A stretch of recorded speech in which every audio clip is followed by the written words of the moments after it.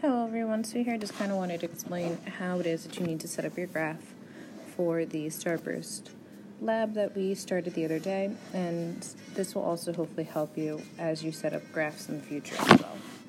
So one important thing that you want to remember is that you need to label your axes. So remember that we have an x-axis and we have a y-axis.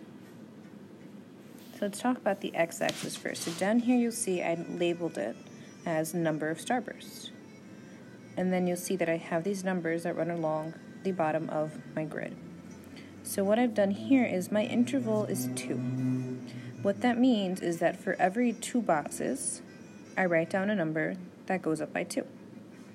Right? So every 2 boxes, I write a number that goes up by 2. So that means that right here after my 10, I count 1, 2, and the next number that I need to write down would be 12.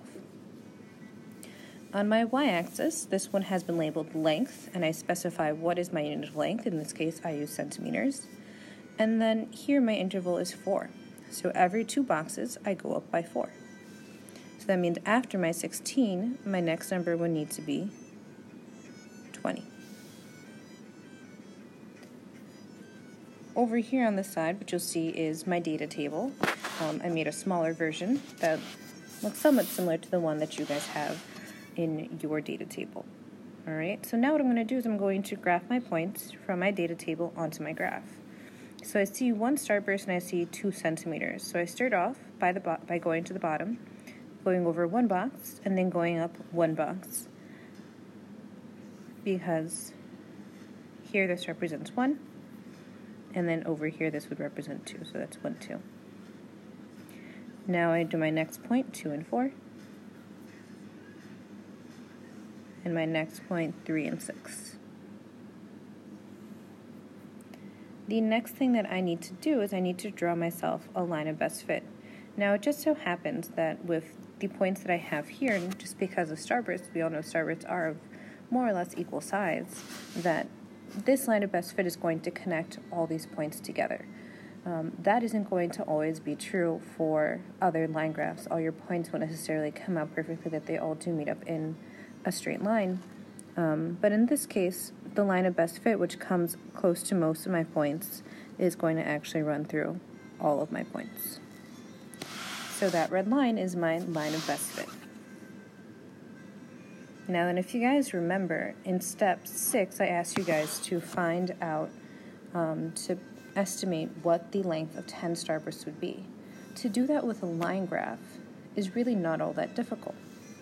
So we didn't measure out 10 starbursts, and we don't have 10 starbursts to measure, but we do have this line graph, and we do have an expected trend with our starbursts.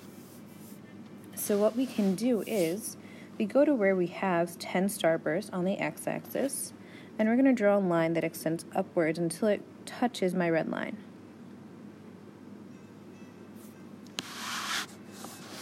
Now what I'm going to do is I'm going to take where the red and the blue line meet and draw it to the left so that it touches my y-axis.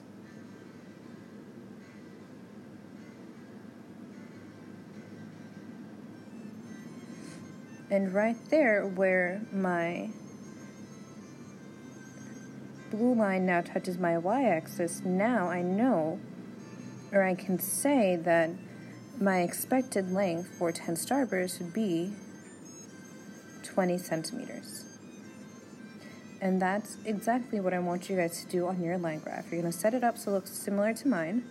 And once you have your line of best fit drawn, you're then going to draw these blue lines onto your graph and find out what is the number that you expect to see. What is your expected length for 10 starbursts?